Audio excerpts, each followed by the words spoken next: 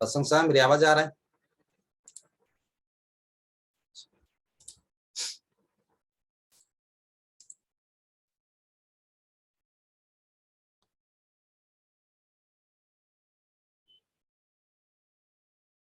मैं इसलिए चुप रहता हूँ क्योंकि जोड़ना पड़ रहा है सबको।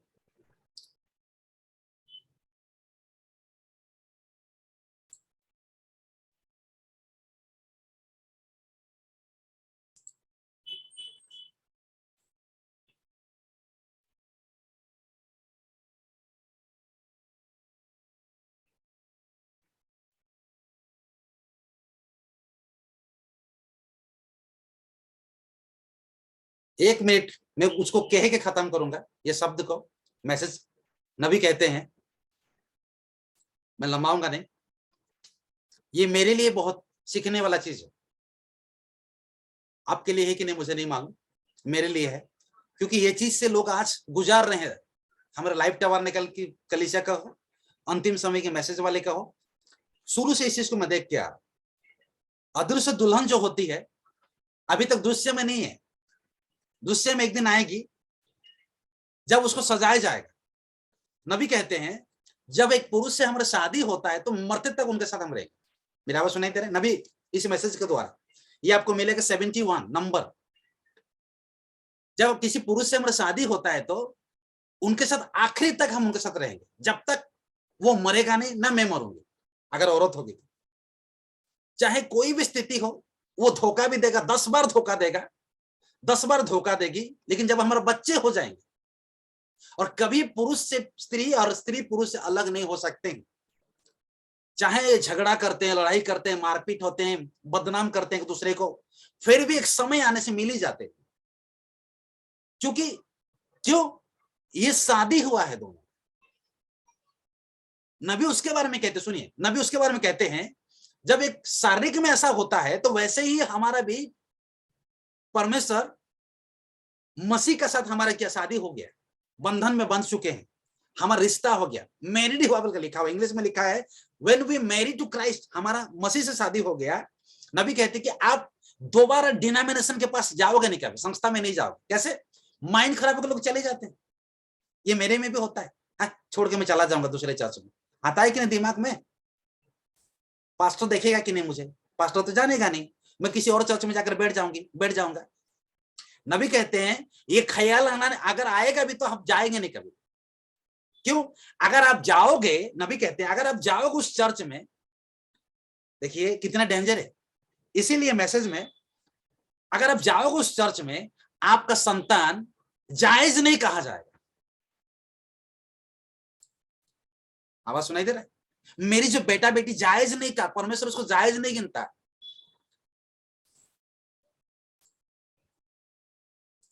इसी मैसेज में लिखा हुआ है आदम और हब्बा के बारे में। हब्बा 2 संतान हुआ, और उसके एग्जाम्पल में नबी कहा कि एक दिन में 2 इंसान से उसकी मुलाकात हुई।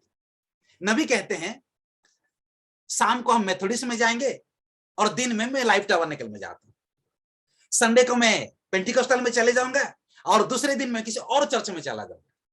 और हम सोचते हैं कि हम तो चर्च जा रहे हैं, हम तो परमेश्वर को धोखा नहीं दे रहा है। नबी कहते हैं, परमेश्वर कहते हैं नबी के द्वारा कि आप क्या कर रहे, बेभिचारी करते हैं इस समय, और आप खत्म हो गए उस समय। और आप खत्म नहीं होते, आपके बच्चों को भी आप नाजायज बना रहे हो। कोई भी मोमेंट में एक बार जब हम, क्योंकि नबी कह दिया कि अगर दुल्हन में आप जन्म ले लिया और उस चर्च में आप जन्म पाए, उस घर में जन्म पाए, जिसको परमेश्वर आपके सेवक दे दिया, कि पास्टर दिया, नबी उसको कहते हैं कि he is a husband for you, ऐसा लिखा हुआ है। देखिए वो आपके लिए पति है। और एक गलती से कभी ये माइंड में ये ना आए कि मैं उसको छोड़ के दूसरे चर्च में चले जाऊं, देखूंगी 4 दिन में चर्च नहीं जाऊंगी, क्या हाल उसका पति का होगा। ये सुनने के लिए दिल चाहिए और हार्ट चाहिए। ऐसे गलती अगर हमने किया, ये नबी कहते कि जाओ और कन्फेस करो उनके सामने। स्वीकार करना चाहिए हम लोगों को, और स्वीकार वो ही करेगी जिसका अदृश्य दुल्हन होना चाहिए, जो दुल्हन होना चाहिए, जब वो स्वीकार करेगी। क्या दिनेश भाई सुन रहे मेरी आवाज? क्योंकि देखिए हम शारीरिक में वो पुरुष हमको धोखा देने के बाद भी हम उन्हीं के साथ रहते हैं, वो स्त्री हमको धोखा देने के बाद भी हम उनके साथ रहते हैं, बच्चे हमको ताना मारते हैं, हमारा बात नहीं मानने के बाद भी हम उनसे रहते हैं। What about church? कलीसिया से क्या होती है लोगों को आज? पास्टर से क्या होती है लोगों के साथ? प्रचारक के साथ क्या होती है? वो तो वचन बोलता है, वो तो आपको वचन का अगुवाई करते हैं, उनसे अब क्या होता है? नबी का कहना यही था। ये गलती, ये सोच विचार अगर किसी के अंदर में आया है, हमको हटाना पड़ेगा, क्योंकि कभी कभी मेरे दिल में ख्याल आता है, छोड़ के चला जाऊंगा। एक ही व्यक्ति का हम ऐसे सुन रहे, एक ही व्यक्ति ही पति रहेगा, 10 पति नहीं रहेगा। नबी कहते हैं अब एक जगह में 2 पति नहीं बना सकते, 2 चर्च जा नहीं सकते, 2 ग्रुप हो नहीं सकते, नबी कहते हैं। या और ये गंदा आदत, गंदा आत्मा ये जब जगदलपुर में फैल गया, और ये लाइफ टबरनेकल में अगर आ गया होगा तो मैं इतनी दुआ करूंगा, इससे बचकर रहिए, क्योंकि परमेश्वर कहा you are not higher than the pastor. आप पास्टर से, पति से और बढ़ नहीं सकते कभी भी। पति एक ही होगा, दो कभी नहीं होगा। पति एक ही होगा। वो अगर आपको पसंद नहीं है फिर भी उनके साथ रहना पड़ेगा। यही तो मैं उस दिन कह रहा था। वो आपको अच्छा नहीं लगता है, लेकिन क्या करे, आपको संबंध हो चुका है, उनके द्वारा बच्चा हो गया, परमेश्वर आपको उससे बांध दिया, आप उन्हीं के साथ रहने के लिए बोल रहा है परमेश्वर। तब आप दुल्हन कहा जाओगे, तब अदृश्य दुल्हन में आपको सम्मिलित किया जाएगा, तब आपके मिलन है कि परमेश्वर से मिलन होगा। आज क्या होता है इन दिनों की अंतिम समय के मैसेज वाले, घर से अलग नहीं होते, चर्च से अलग हो रहे लोग, बच्चे से अलग नहीं होते। उस बच्चे आपको धोखा देगा, उन्हीं को लाके हम रखते हैं, उनसे मिलते हैं। वही पति धोखा देगा, चर्च छोड़ के दूसरी जगह में चले जाते हैं, उनसे मिलते हैं, लेकिन प्रभु की जन से हम अलग हो। यही परमेश्वर हमको सिखाना चाहता है और कहना चाहता है ये नबी के मैसेज के द्वारा। ये मेरे से भी गलती होता है, मैं कहना चाहूंगा, मैं साफ सुथरा व्यक्ति नहीं हूं, दिमाग में आता है छोड़ के हम भाग जाए, छोड़ के चले जाए, हम चर्च नहीं जाए, मैं 4 दिन चर्च बंद कर दूंगा, 2 दिन बंद कर दूंगा, जूम नहीं सुनूंगा। ये दिमाग शैतान लाता है और कहता है कि भाई और भी चर्च है। इसलिए नबी कहता है एक जगह में शाम को मैं मेथोडिस्ट और दिन में पेंटिकोस्टल और आज बाप्टिस्ट, कल उसके में, ऐसा कभी अगर कोई व्यक्ति किया उसकी बच्चे को नाजायज कहा जाए। आप तो, मैं तो गंदा हो रहा हूं और मेरी बच्चों को मैं गंदा कर, डेंजर है कि नहीं? लेकिन धन्यवाद उस व्यक्ति को देना चाहिए, आज भी एक ही पति के पास रह के मैसेज सुन रहे, वो है भाग्यवान लोग, जो अपने को गंदा भी नहीं किया और बच्चों को भी गंदा नहीं किया। हम शारीरिक में गंदा करते और आत्मिक में भी गंदा कर देते, नबी कहते हैं। आइए हम परमेश्वर के वचन सुनेंगे। इसीलिए मैं कहना चाहूंगा, हार्ट में पसंद नहीं होने के नाते भी, माइंड खराब होने के नहीं नाते भी, अगर ऐसा दिमाग में आता है तभी आप कंट्रोल करिए और बोलिए प्रभु ने एक ही पति को दिया, जिसकी द्वारा में परमेश्वर के वचन सुने, क्योंकि नबी कहता है you have to only one husband, एक ही पति होना चाहिए। और धरती में अगर एक ही पति, तो वहां भी एक ही पति होगा। आज लोग क्या करते, शाम किधर चले जाऊंगा, इसीलिए वो हब्बा क्या करी थी, आज मैं पेंटिकोस्ट शाम को चली जाऊंगी और दिन में परमेश्वर से बातचीत, परमेश्वर की वचन सुनूंगी, दो दो प्रचारों की मैसेज सुनिए। लेकिन सच्चाई तो एक दिन सामने आ ही जाता है, बीज पता चल ही जाता है, क्योंकि 2 मैसेज जब सुनी, एक मैसेज का उसका बेटा मिला और दूसरा मैसेज का भी एक बेटा मिल गया। मेरे भाई और बहनों, आओ हम परमेश्वर की वचन को सुनेंगे इस समय, क्योंकि हम दुल्हन है, दुल्हन होने के नाते हमारे एक ही पति होगा, एक ही कलीसिया होगा, एक ही घर होगा। परमेश्वर एक ही घर दिया, हम घर ना बदले, घर वही बदलेगा जो कैन के संतान है। कैन के संतान, कैन ही ऐसा व्यक्ति है, अपना घर में वो कभी नहीं रह सकता, वो हर घर बदलते ही रहेगा, क्योंकि परमेश्वर उसको उसी दशा में ही रखा। और हम उस कैन के संतान नहीं कि आज ये कलीसिया में, कल उस कलीसिया में, कल इस चर्च में, कल दूसरे कलीसिया में, नहीं, हम एक ही घर में परमेश्वर हम लोग रखा। आइए हम परमेश्वर की वचन सुनने के लिए हम स्वागत करते हैं हमारे पास्टर जी को, प्रभु उनको आशीष करे। गॉड ब्लेस यू पास्टर साहब, please come, this is your time. हम चाहते हैं कि आप आइए इस समय। मेरी आवाज सुनाई दे रहा है आपको? मैं विश्वास करता हूँ सुनाई दिया।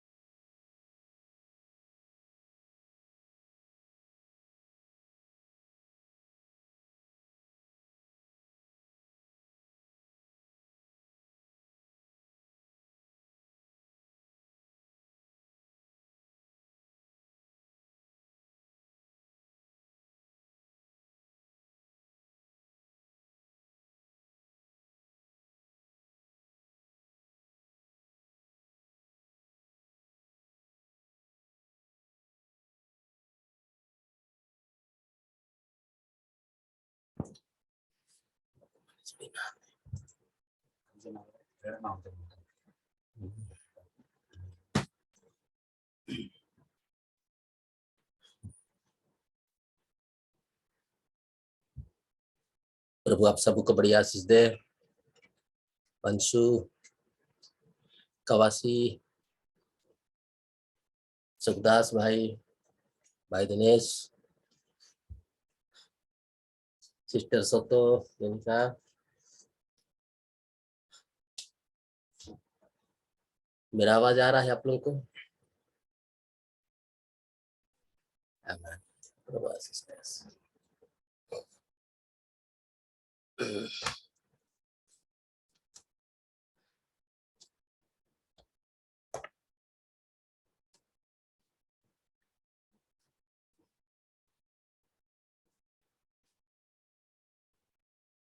आज गीत कहाँ से हुआ था?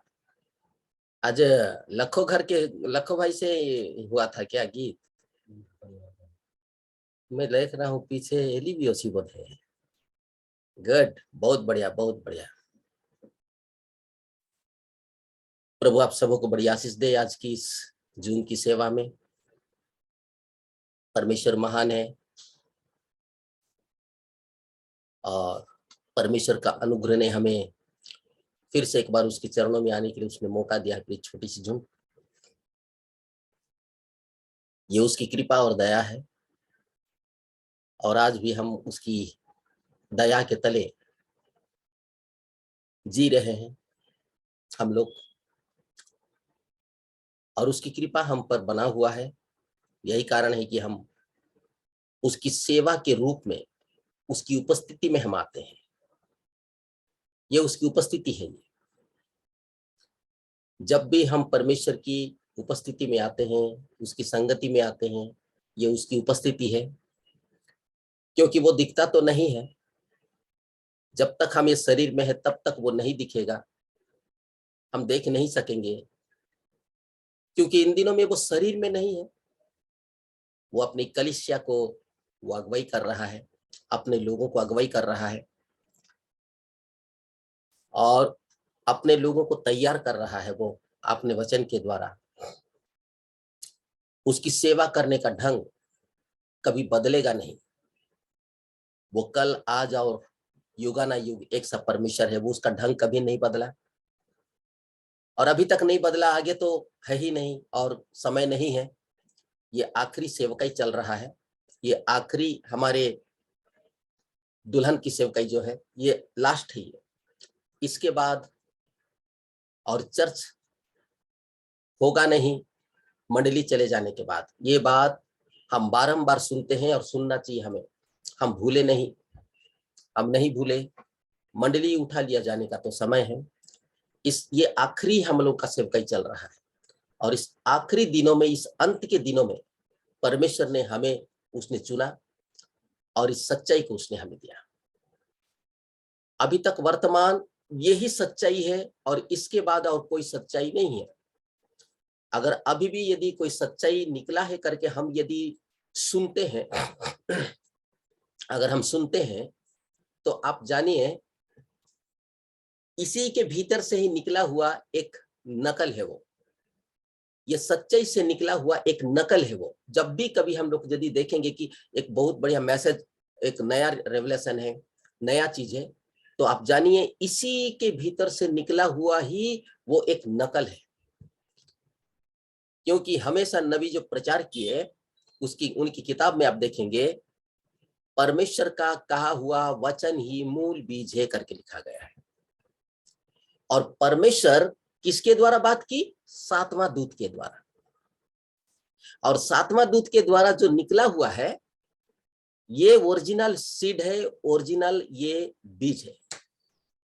इसके बाद यदि कोई कहते हैं कि हम आठवां है या सातवां है या और भी हमें रेवलेशन मिला, या और भी ये कहते हैं कि प्रॉफेट नबी ने जो संदेश को छोड़ दिया, जो प्रकाशन उसको नहीं मिला, जिस प्रकाशन को उसने छोड़ दिया, उस प्रकाशन को प्रचार करने के लिए हमें परमेश्वर ने उठाया है। अगर कोई यदि ऐसा कहता है तो अभी तक मैं नहीं जानता हूं कि प्रॉफेट कहीं पर कहा हो कि मेरे बाद एक और व्यक्ति यदि आता है वो इस संदेश को फैलाएगा। ऐसा बात मैं अभी तक नहीं पढ़ा हूं और मुझे नहीं मालूम। अगर ऐसा होगा तो हम लोग जानेंगे, देखेंगे, लेकिन अभी तक ऐसा नहीं है। मैं इसलिए कह रहा हूं, यही प्रॉफेटिक मैसेज ही, यही मैसेज ही आपको दिखाएंगे, यही किताब दिखाएंगे, ये संदेश को आपको दिखाएंगे। ये केवल हमारे छत्तीसगढ़ में ही नहीं है, मुल्की, बेंगलोर, विभिन्न जगह में ये मैसेज है। गौर करेंगे, मुल्की में भी है, मैंगलोर में भी है, बड़े बड़े लोग हैं उधर, बता दे रहता हूं, लेकिन इन्हीं से ही नकल करते हुए निकले हुए लोग हैं। हमेशा याद रखिए, यीशु मसीह ने कहा था, हो सके तो चुने हुओं को भी वो भरमा दे, क्योंकि सेम मैसेज, एक ही बराबर मैसेज उसे दिया जाएगा। और ऐसा लगेगा कि अरे भाई ये मैसेज तो भाई हम लोगों ने सुना, ये मैसेज तो सही है, ये संदेश तो सही है, बिल्कुल सही है। लेकिन आप जानिए, मूसा ने जो लाठी को फेंका था, सांप बन गया था, सेम सांप वो लोगों ने भी बनाया। उनका सांप, इसका सांप सफेद था तो उनका सांप काला था, ऐसा नहीं। जो लोग बनाए थे मिस्र देश में, फिर उनके जो चेले लोग थे, मूसा ने लाठी फेंका, लाठी फेंकने के बाद सांप बन गया, और वे लोग, मूसा का अगर सफेद सांप बन गया तो उनका काला सांप या हरा सांप नहीं बना, वरन ठीक वही सांप ही उन्होंने बनाया अपने जादूगिरी में, अपने जादू की कला में वे लोगों ने बना। तो मेरे प्रिय, छोटी सी इसलिए पहले ही मैं बता देता हूं कि ये मैसेज विभिन्न स्थानों में फैला हुआ है, लेकिन पहले हमें जानना चाहिए क्या सही क्या गलत है। इसीलिए बराबर आप इसको अटेंड करते रहिए, इस संदेश में बराबर अटेंड करते रहिए, क्योंकि 7वां दूत के बाद और दूत नहीं है। मैं बारंबार ये बात आप लोगों को कह रहा हूं, इसके बाद और कोई नहीं है धरती पर जो था। प्रभु यीशु मसीह हमारे पिता जो है, परमेश्वर जो है, वो पवित्र आत्मा इस धरती पर रहकर उसकी कलीसिया को वो अगुवाई करता है। उसकी कलीसिया क्या है?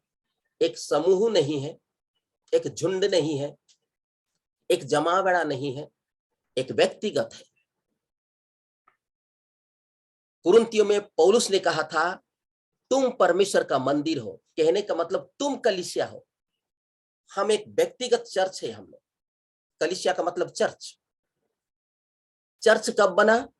याद दिलवा रहा हूं, मिस्र देश से जब निकला, इस्राएली लोग जब निकले, तब परमेश्वर ने, यहोवा ने कहा, ये चर्च है, ये मेरी कलीसिया है।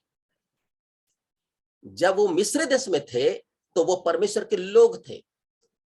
आज भी नामधरी कलीसिया में, डिनोमिनेशन में, अभी भी यदि कोई विश्वासी अगर है अंदर में, तो वो अभी कलीसिया नहीं है, वो परमेश्वर के लोग रहकर उस भीतर में फंसा हुआ है। वो भीतर में है। वहां तक ये संदेश जाना है बस। हम कहां थे? हम तो डिनोमिनेशन में थे भाई। मैं तो डिनोमिनेशन में था, आप लोगों में से अनेक रहे हो, लेकिन वहां हम जब थे, हम परमेश्वर के लोग के नाम में जाने जाते थे। लेकिन अब वो परमेश्वर के लोग नहीं, हम एक चर्च है। तब यीशु ने कहा, मैं उनमें चलूंगा और फिरूंगा, मैं उनके भीतर में रहूंगा। यीशु, क्योंकि वो उसका घर है, उसकी कलीसिया है। उसकी कलीसिया को ही तीमुथियुस की किताब में लिखा गया है कि परमेश्वर का घर जो सच्ची कलीसिया है, 3 अध्याय का 15-16 पद में ऐसा लिखा गया है। हम परमेश्वर के घर है, एक समूह नहीं। आप एक एक परमेश्वर के घर है। परमेश्वर आपके भीतर में वो रहना चाहता है, आपके भीतर में वो बसना चाहता है, आपके भीतर में रहकर आपको लीड करना चाहता है, आपके साथ बात करना चाहता है। ये कितना अच्छा है मेरे लिए, बहुत अच्छा है। इसीलिए हम सब के सब परमेश्वर की आत्मा को हम ग्रहण करें, आत्मा को हम ले, आत्मा हमारे भीतर में आए, समूह के भीतर में नहीं, दल के भीतर में नहीं, किसी संस्था के भीतर में नहीं। वो व्यक्तिगत रूप में परमेश्वर चुना, अपना कलीसिया उसने चुना। इसीलिए प्रिय कलीसिया लिखा गया है, क्या तुम नहीं जानते कि तुम्हारी देह पवित्र आत्मा का मंदिर है और तुम्हारे भीतर में परमेश्वर की आत्मा वास करता है। और इस बात के लिए पौलुस कहते हैं, अपने आप को परखो कि तुम्हारे भीतर में यीशु मसीह है कि नहीं। अगर नहीं है तो तुम लोग निकम्मा ठहरे। दुनियावी हर एक चीज को हम कमा सकते हैं, वरदानों से हम व्यवहार हो सकते हैं, बड़ी बड़ी आश्चर्य काम हमारी जिंदगी में हो सकता है, मनुष्य की जिंदगी में, लेकिन जब तक पवित्र आत्मा आपके भीतर में यदि नहीं बसता है तो हम अच्छे कहलाने के बावजूद भी, अच्छे होने के बावजूद भी, प्रतिष्ठा पाने के बावजूद भी हम नाश हो जाएंगे। नबी ने कहा, आप अच्छे होने पर भी आप गलत हो सकते हैं, आप अच्छे होने पर भी आप गलत हो सकते हैं। इसीलिए हमें परखते रहना है। और इन दिनों का संदेश को आप अच्छी तरह से समझ रहे हैं, ये मुझे ऐसा लगता है। और जो भी नहीं समझ पा रहे हैं, ये मैं नहीं जानता।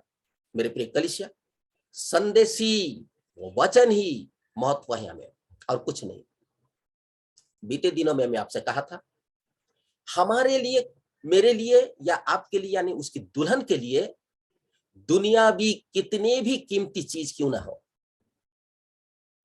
परमेश्वर के वचन के सामने वो फीका है। और हमारी एक ही एम है या एक ही निशाना है, उस निशाने की ओर हम दौड़ रहे हैं जो अनंत जीवन तक पहुंचाता है। और यही है धरती पर, ये जीवन के लिए ही खींचाताना है। मैं एक दिन बता रहा था, युद्ध किसके लिए है? जीवन के लिए युद्ध चल रहा है, जीवन के लिए युद्ध चल रहा है, और किसी के लिए ये युद्ध नहीं है। आज यदि अस्पतालों में यदि मरीज यदि पाए जाते हैं, किसके लिए लड़ रहे हैं? वो किसके लिए जी रहे हैं? जीवन पाने के लिए जी रहे हैं, जीवन की लालसा रखने के लिए। जीवन की लालसा है उनके भीतर में, तभी वो एडमिट होते हैं। तभी वो यहां नहीं होने से वाल्टर जाइए, वहां नहीं होने से गुंटूर जाइए, वहां नहीं होने से यहां नहीं होगा तो भाई अमेरिका जाइए, वहां नहीं होगा तो और कहीं पर जाइए।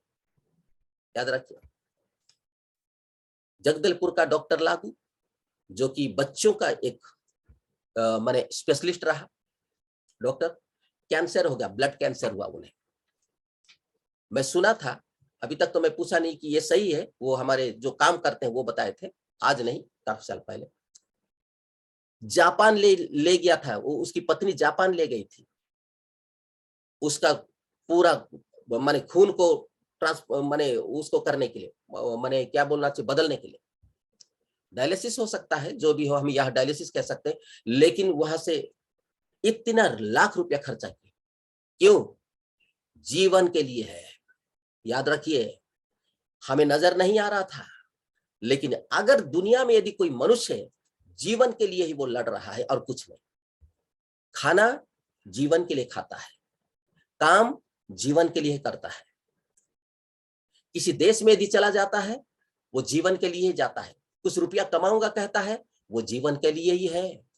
अगर वो कोई हॉस्पिटल अगर जाता है, वो जीवन के लिए जाता है। ये सारी बातों को जरा सा विचार करके देखिए, ये सही है कि नहीं?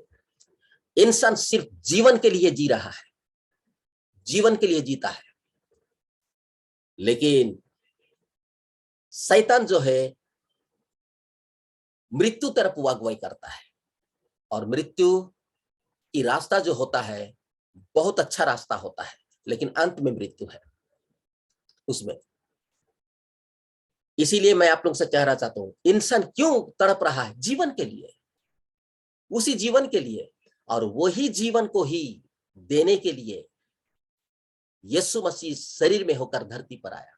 क्योंकि वो जीवन एक दिन हमारे आदम जो जिसको हम कहते हैं वो खो दिया था, उस जीवन को उसने खो दिया, वो टाइटल डीड को उसने खो दिया, वो पट्टा को उसने खो दिया, वो अधिकार को उसने खो दिया।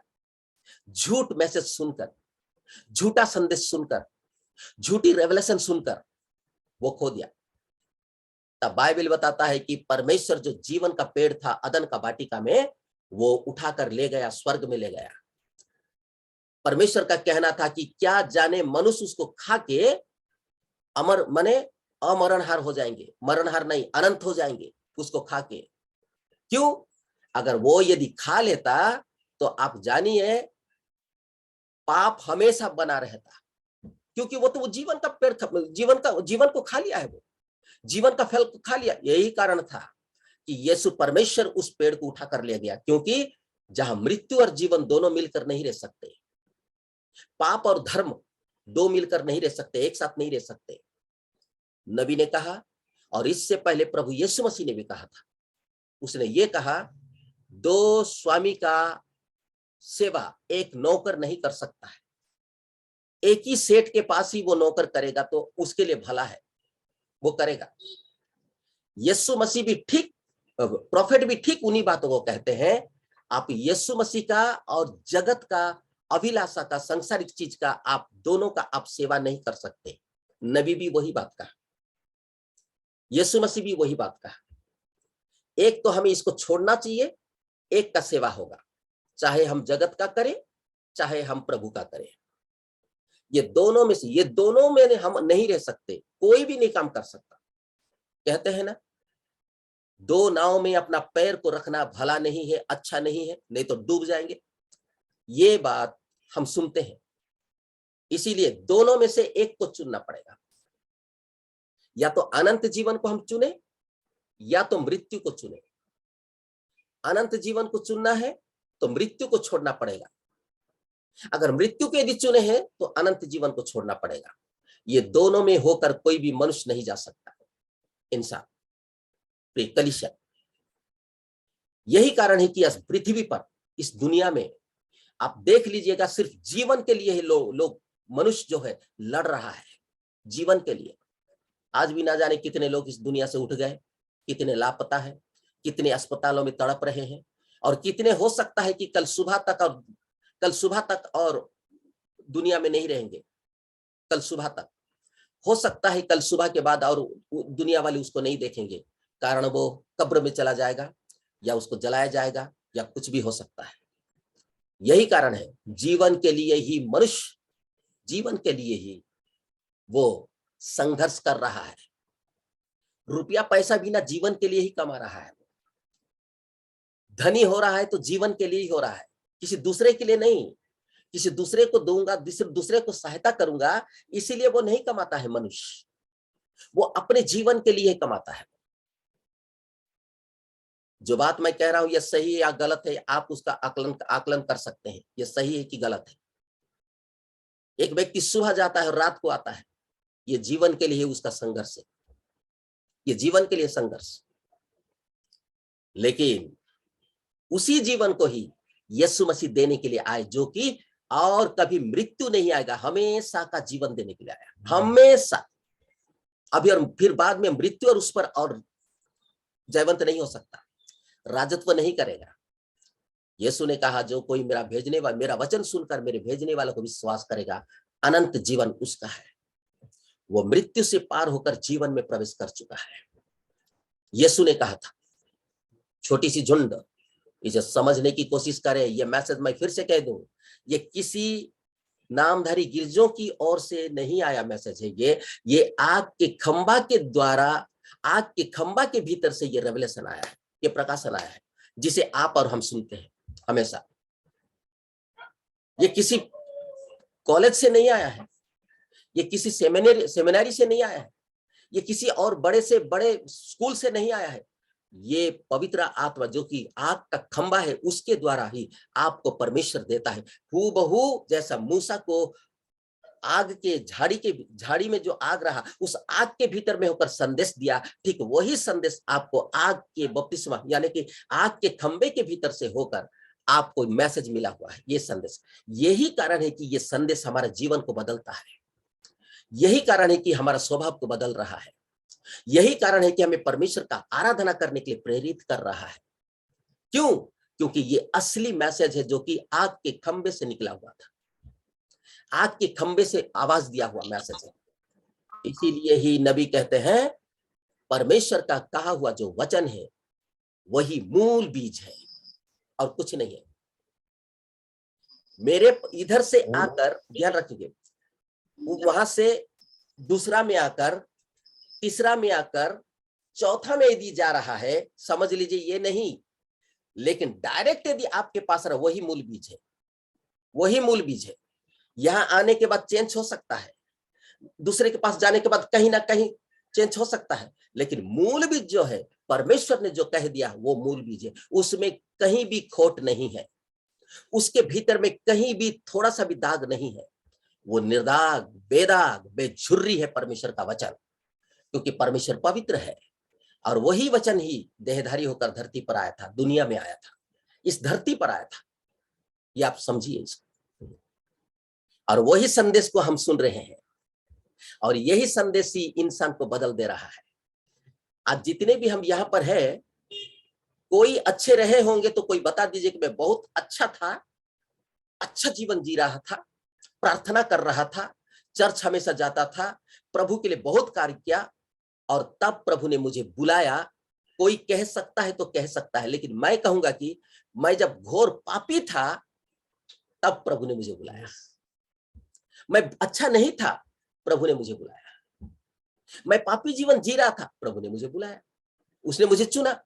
मैं ये विश्वास करता हूं, अभी भी मैं धरती पर हूं, कल क्या होगा ये मैं नहीं जानता, लेकिन वर्तमान तक मैं यही कहूंगा कि यीशु ने मुझे चुना। मेरी गलतियों को उसने नहीं देखा, मेरी पाप को उसने नहीं देखा। अगर वो यदि मेरी गलती, मेरी पाप और मेरे अधर्म को यदि पहले देखता और उसी पर ध्यान लगाता तो मुझे वो नहीं चुनता। और इसी रीति से मैं कहना चाहता हूं, आप लोगों को नहीं चुनता, आप लोगों को नहीं चुनता। कौन है खुद का खेती बाड़ी, माँ बाप, भाई बहन को प्रभु के लिए छोड़ देता है और परमेश्वर का बन जाता है? ये कौन है? बहुत थोड़े से लोग हैं। हम अपने रिश्तेदारों से भी बढ़कर हम परमेश्वर का वचन को इज्जत देते हैं। हम अपने गिरजा को भी, हम अपने चर्च को भी, उससे भी बढ़कर हम परमेश्वर का वचन को हम इज्जत देते हैं। और उसी के लिए जीने के लिए ही हमारे भीतर में लालसा है। ये दुनियावी चीज मिले या ना मिले, इससे कोई फर्क नहीं पड़ता। ये दुनिया जितने भी मिलेगा आपको या हमें मिलेगा, ज्यादा से ज्यादा 40-50 साल हम राजत्व कर सकेंगे, हो सकता है तो, ये मैं नहीं जानता। क्योंकि मूसा का प्रार्थना के मुताबिक ये हम जानते हैं 70 से 80 साल हम जी सकते हैं। और यदि खींचतान करने से, पुराना नियम में ये परमेश्वर ने, यहोवा ने कहा था 120 साल का मनुष्य की उम्र को उसने किया था। 120 साल हम जी सकते हैं।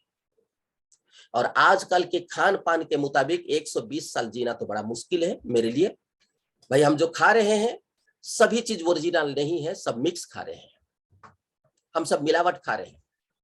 आप लोग प्योर खा रहे हैं मुझे नहीं मालूम, लेकिन अधिकांश हम मिलावटी खा रहे हैं। फल में देखिए मिलावट, केला में देखिए मिलावट, संतरा में देखिए मिलावट, मौसम्बी में देखिए मिलावट, हर चीज मिलावट। सब चावल में देखो मिलावट, सब्जियों में यूरिया, सब्जियों में मिलावट। प्योर चीज क्या खा रहे हैं हम लोग? थोड़ा सा जानिए, प्योर चीज आप क्या खा रहे हैं? सब में मिलावट। इसीलिए बाजार में जब देसी सब्जी मिलता है ना, तब मैं उठा कर ले आता हूं। कभी कभी मुझे मिल जाता है ये देसी वाला है, मैं पूछ लेता हूं ये देसी वाला टमाटर है? हाँ बोलेंगे, अब हमें पहचान नहीं है, लेकिन वो अंग्रेजी वाला टमाटर को भी मिला के दे देते हैं, देसी वाला है क्या? तो देसी वाला जब भी कभी कभी पुट्टू मिलता है, माँ ला के दी थी उस दिन। ये जो छोटा सा पुट्टू जो है, ये लंबा लंबा पुट्टू नहीं है, छोटा छोटा ये गोल गोल पुट्टू, वो बहुत अच्छा लगता है। वो एक देसी है, वो समय पर निकलता है, सीजन पर जो निकलता है। जैसा बास्ता हम लोग जानते हैं, बाकी और बड़े बड़े लोग नहीं जानेंगे। बोड़ा ये हम लोग जानते हैं, हमारे छत्तीसगढ़ी लोग जानते हैं, और नहीं। मुनगा भाजी, आहा, अरे ये सुनिए, ये सब ना, ये देसी वाला भोजन है जिसे हम खाते हैं। आज से 20-35-30 साल पहले की जो चावल था, खुशबू आता था। आज अगर आप 50 रुपया वाला चावल भी आप खरीदेंगे किलो, खुशबू नहीं आता है, कारण मिलावट। कोई भी चीज प्योर नहीं हम पाया, अधिकांश मिलावट। कलीसिया, इसीलिए मैं आपसे कहना चाहता हूं कि परमेश्वर मिलावट नहीं करता। वो जीवन का पेड़ को वो उठा कर ले गया, परमेश्वर उठा कर ले गया, यहां नहीं रख सकता। और मनुष्य जीवन के लिए ही संघर्ष कर रहा है, जीवन के लिए संघर्ष कर रहा है। आप देख लीजिएगा तो, इसको थोड़ा मनन करें आप। ये जीवन के लिए संघर्ष कर रहा है। प्रिय कलीसिया, आइए मैं आपको परमेश्वर का वचन को थोड़ा सा मैं पढ़वा दूं।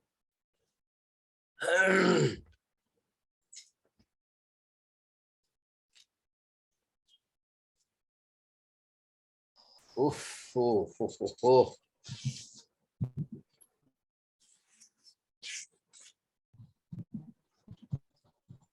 आ, 2 मिनट मुझे थोड़ा देखने दीजिए।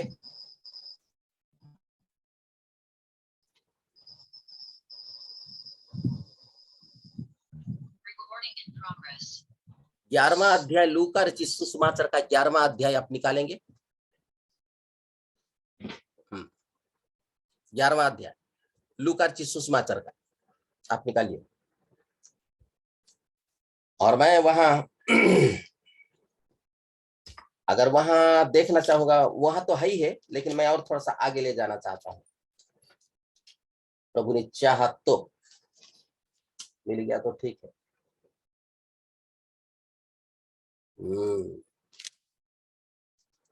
2 मिनट ट्रिकली से मुझे थोड़ा सा देखने दीजिए। कहाँ चला गया, छोड़िए। लूका रचित सुसमाचार को आप निकालिए, मैं बता रहा हूं। मुझे थोड़ा सा, क्योंकि ये जो वचन है ये मुझे जस्ट अभी ही बोलने के लिए कहा गया है, इसको मैं नहीं देखा था। प्रभु ने चाहा तो हम देखेंगे इसको। ओ 12वीं अध्याय, और उसको 12वीं अध्याय का 22 और 23 को मैं पढ़ूंगा। 12वीं अध्याय का 22 और 23 को मैं पढ़ रहा हूं। लूका रचित सुसमाचार, धीरे से हम देखेंगे। फिर उसने अपने चेलों से कहा, इसलिए मैं तुमसे कहता हूं, अपने प्राण की चिंता ना करो कि हम क्या खाएंगे, ना अपने शरीर की कि क्या पहनेंगे। ध्यान रखेंगे। क्योंकि भोजन से प्राण और वस्त्र से शरीर बढ़कर है। क्या मेरी आवाज आया? मेरा आवाज आया आप लोगों के पास? जी। कपड़ा शरीर से बढ़कर नहीं है, कपड़ा से बढ़कर शरीर है। खाना जो है जीवन से बढ़कर नहीं है, खाना से बढ़कर जीवन है, यीशु ने कहा। आज यही है जो मनुष्य को संघर्ष करना पड़ रहा है जीवन के लिए। 90 से 100 साल होने जा रहा है। डॉक्टर लागू किया, उसकी जो मम्मी है, डॉक्टर लागू की मम्मी है, वो अभी भी ना लटकी हुई है बिस्तर में, लकवाग्रस्त हो चुकी है। 100 साल होने जा रहा है। उसको जिंदा ही रखे हैं। अगर मेरे जगह, उनके जगह मैं होता या कोई भी होता तो शायद नहीं रहते, लेकिन उनको जिंदा रखें। क्यों? कोई भी जाना नहीं चाहता है, कोई मरना नहीं चाहता है, कोई भी किसी को खोना नहीं चाहता है। अगर कोई गांव चला गया अलग बात है, कोई गुम हो गया अलग बात है, लेकिन कोई भी किसी को, हमारे परिवार में किसी को हम मरना देना